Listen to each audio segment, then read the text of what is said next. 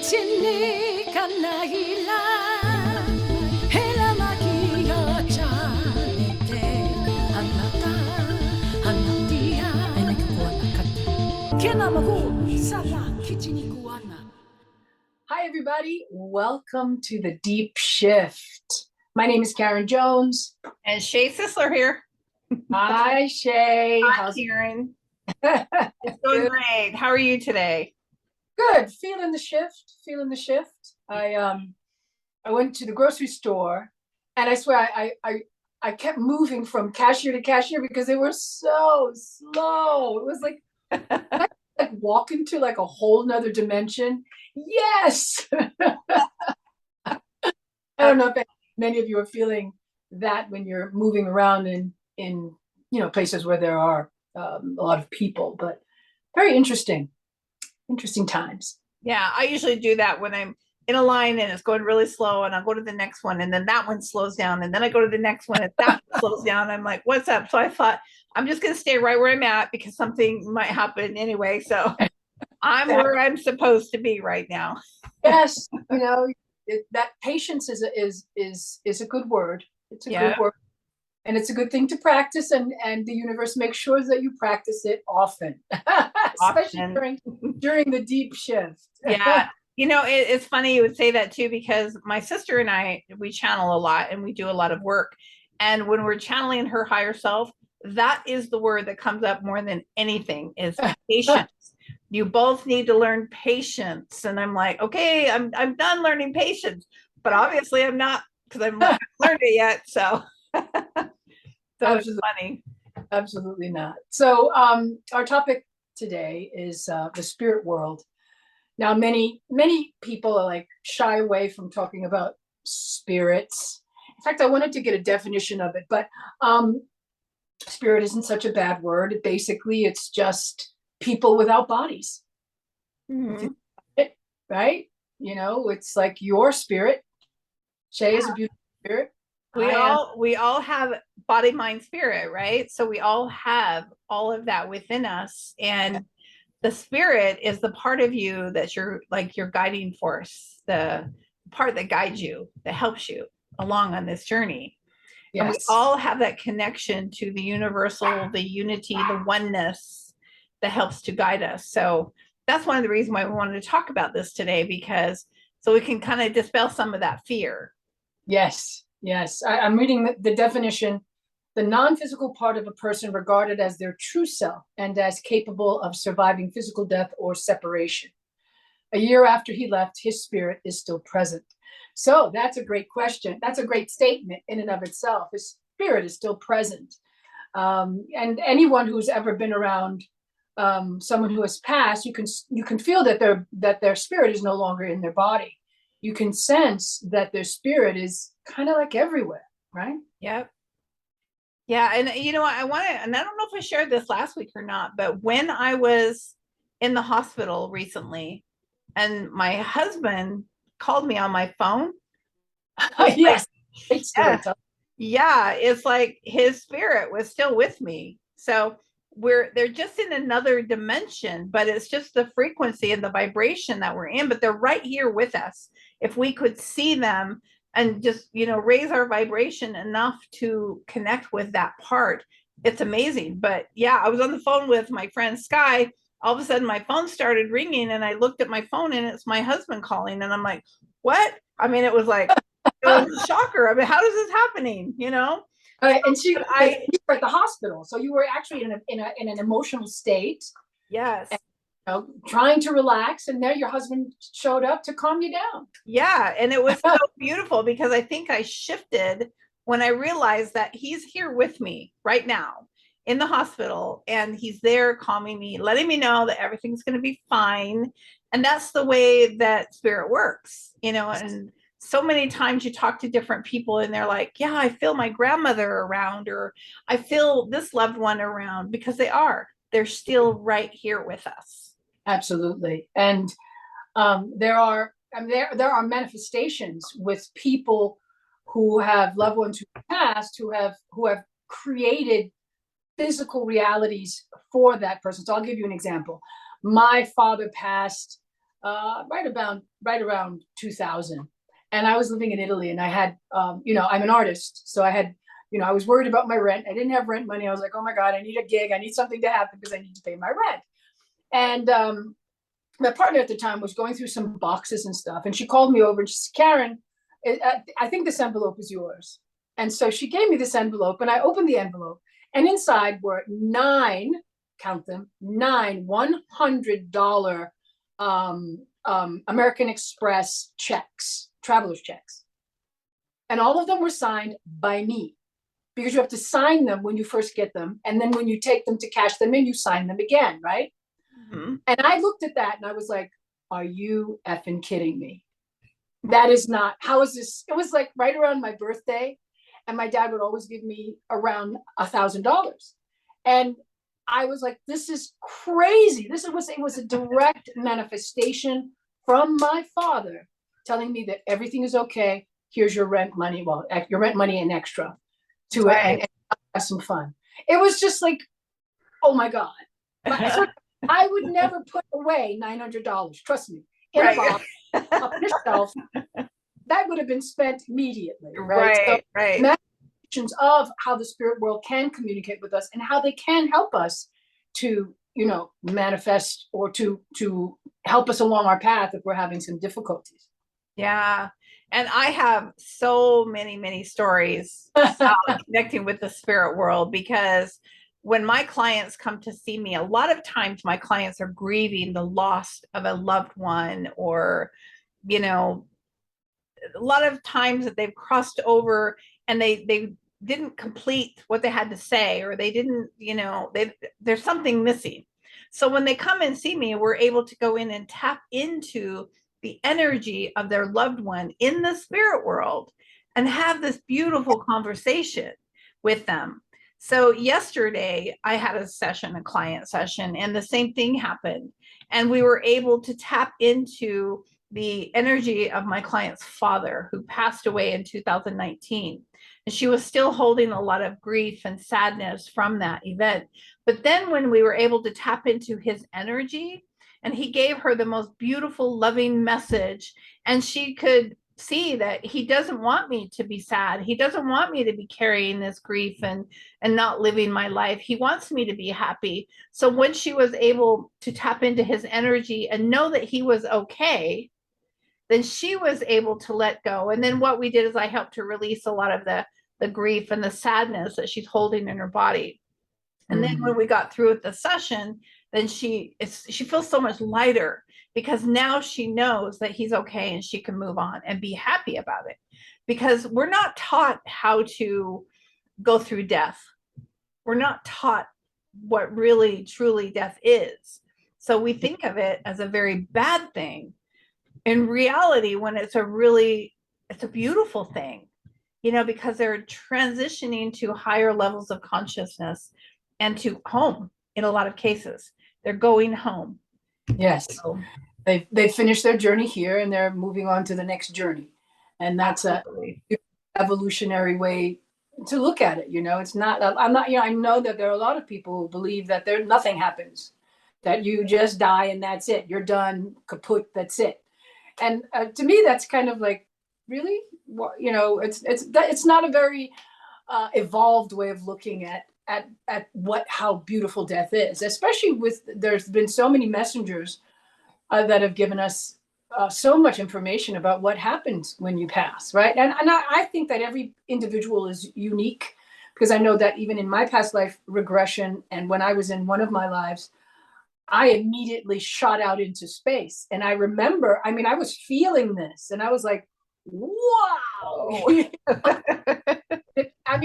I don't know if everyone experiences that. Some people talk about the tunnel and jumping into the light, heading for the light. And that's been a common theme around, what happens when you die. I think that it's just pretty cool that something does happen, Yeah, it is. And it isn't the end. Yeah. And I want to comment on, someone who believes that nothing happens after, they die. In a lot of cases, their reality does shift as soon as they cross over, because they realize they're somewhere in a lot of cases. But based on your belief, is what you're going to experience when you get to the other side. Right. So if you believe there is nothing, you may find your consciousness in nothingness. Right. And then you're like, you're manifesting your belief systems. A lot of people believe in the concept of hell, and they're going to go to hell, and they're going to, you know, and so because they believe that, they manifest that reality when they cross over, and they go into a place what feels like hell, until they come to a place where, you know, they don't want to be there anymore, and they call out for help. And when they call out for help, they have spirit guides who are assigned to them throughout their whole life. And so when they get to that place where they need help, they call out for help, and somebody will come and help them move on. But they Right. create the reality that they find themselves in when they cross over. Right. Until they don't create it anymore. Right. or maybe God finally says, or whoever finally taps them on the shoulder and say, are you done? Can we move on from this now? I mean, if you think about even in your own life, when you're in a very low point in your life, and someone, you know, all of a sudden you're like, you realize, hey, wait a minute, I don't have to stay here. I don't have to stay in this. I can make other choices.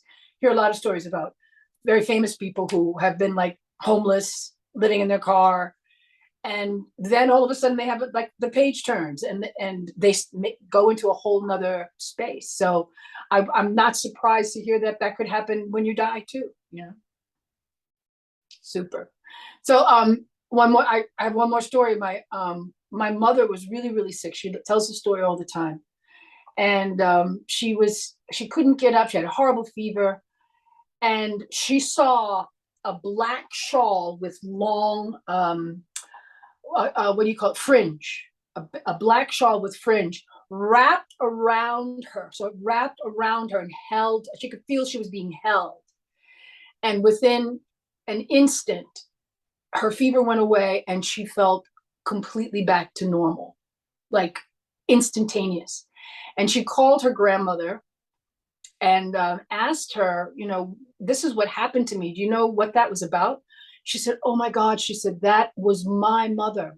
She always had a black shawl with long fringe. She came in to comfort you. And I was like, wow, you know, you think about your ancestors and you don't think, oh, my ancestors, I don't even know them. You know, why would they, you know, spend time on me? But, you know, your ancestors are part of the, you know, that line that you jumped into, that you agreed to jump into. And so they are there, right?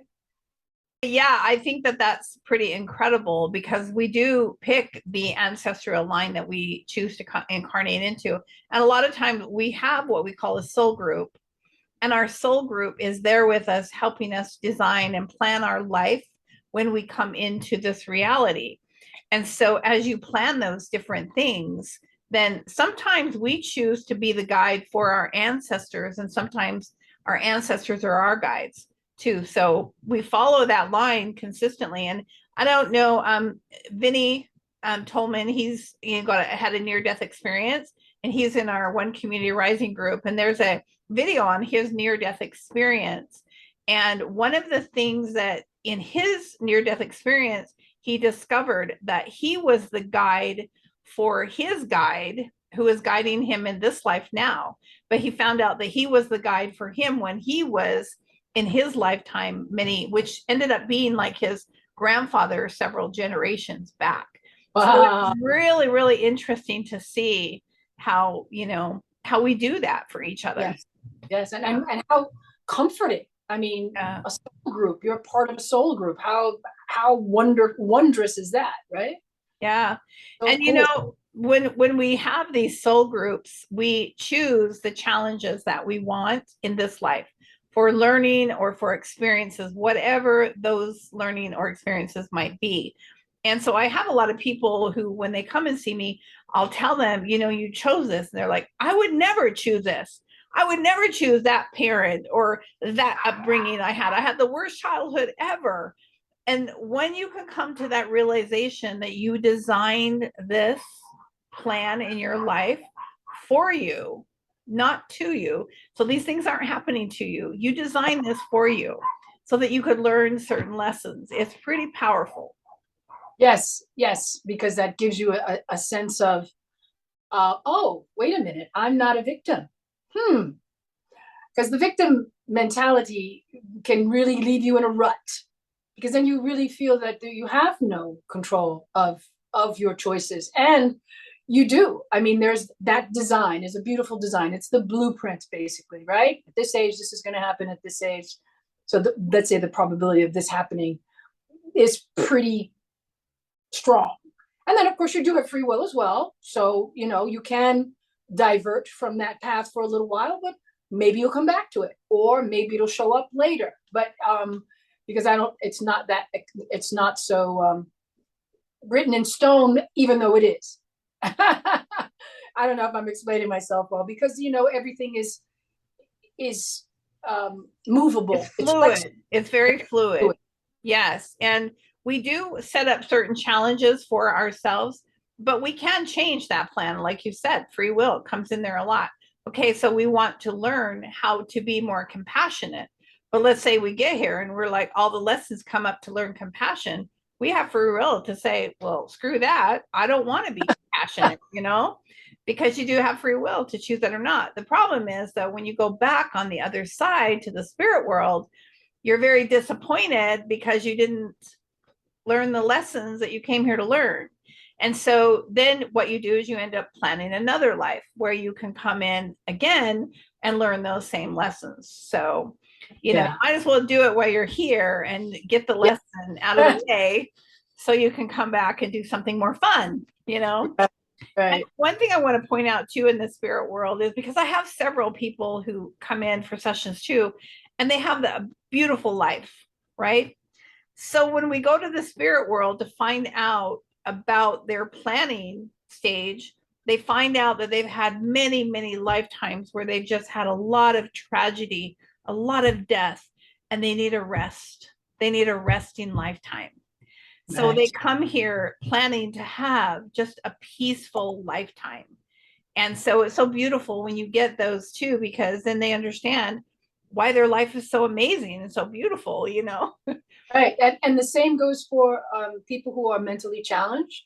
Mm-hmm. They will come in because they've had so many difficult lives, tragic lives, that I need a rest. I want to come in with that natural, continuous joy that doesn't stop, and that I'm not using that mental capacity to for other means, like maybe positions of power, or just all of the crazy. Just look through the history books.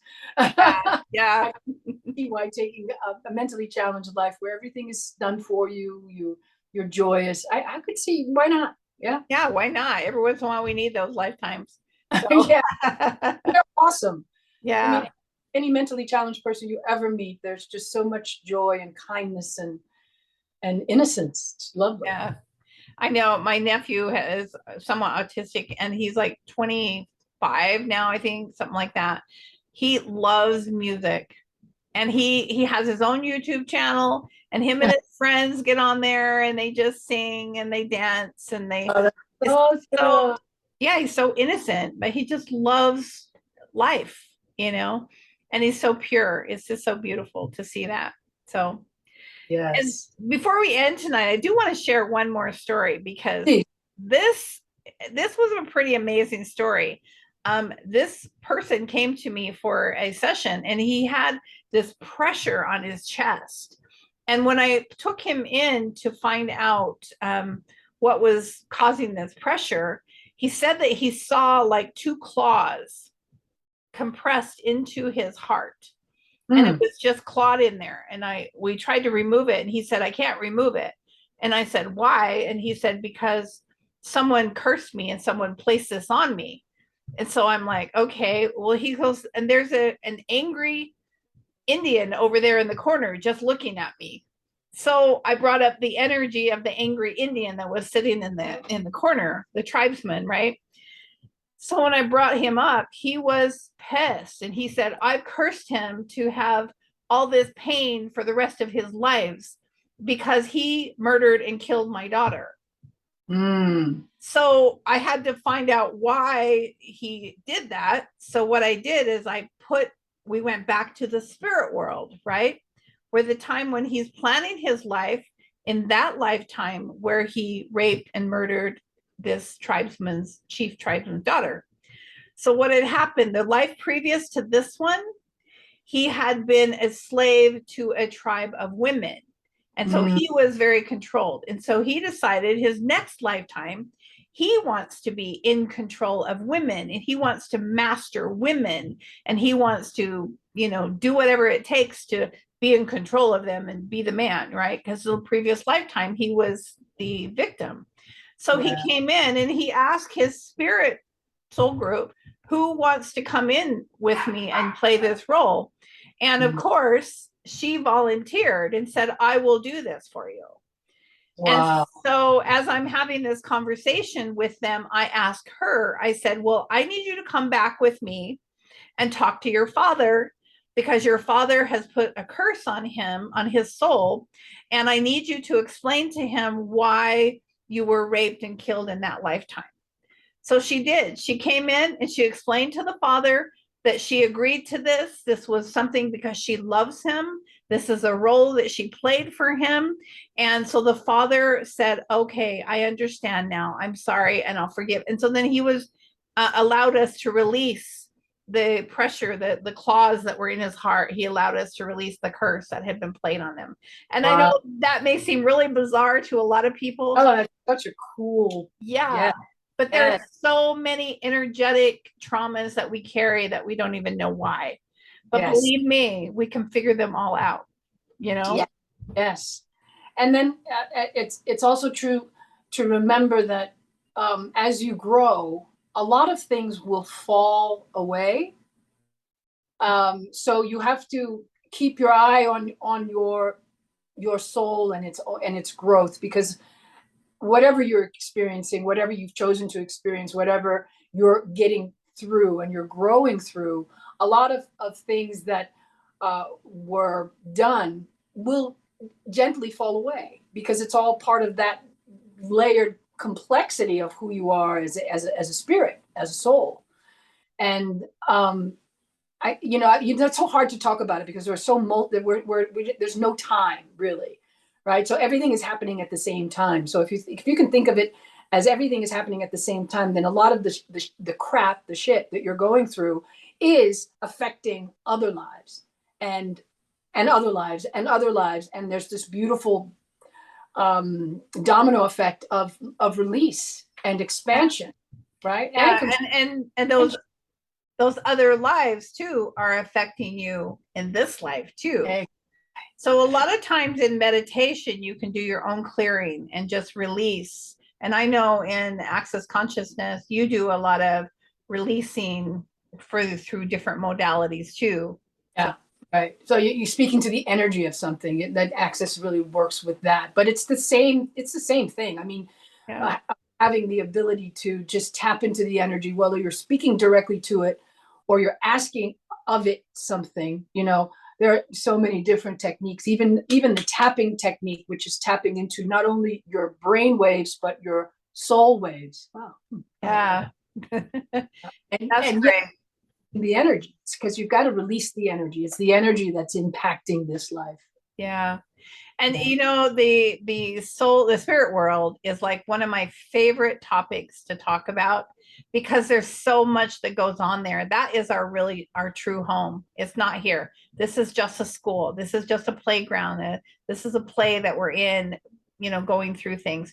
And I just have to share one more story because I love it. But I had a girl who come to me, had no connection with her mother. And she says, I don't know why, but I never felt like I had a connection, a maternal connection to my mother. And so when I took her to the spirit world, come to find out, she didn't even enter into the body of the baby until the baby was 1 year old. Wow. So she chose to stay out of the body. And I'm not, and I think about it now and I think, well, was she a walk-in, Mm-hmm. There was a soul there in the beginning, I'm sure. And then the mother couldn't carry the energy of my client. So usually what happens is they will switch places at some time during their life.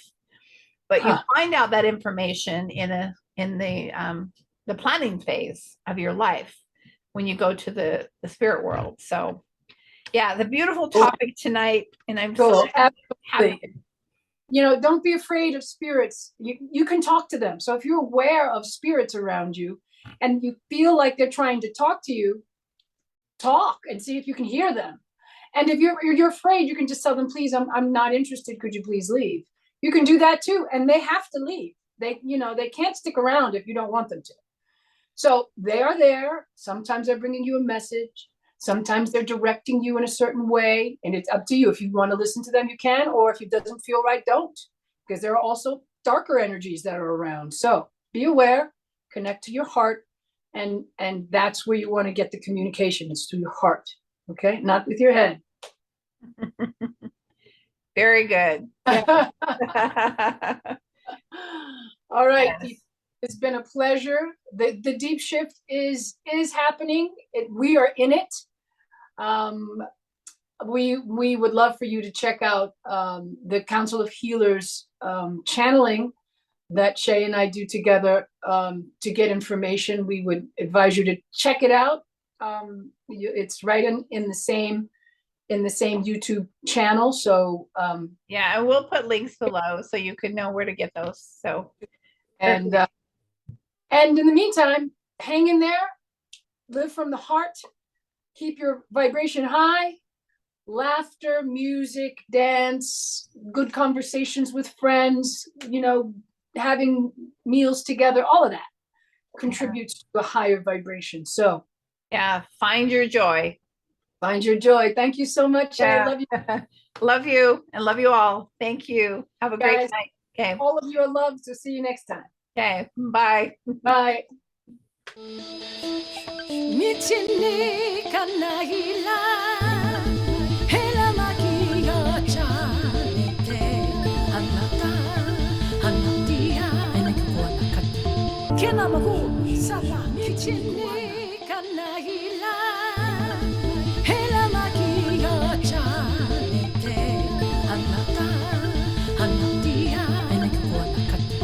Kena maku sala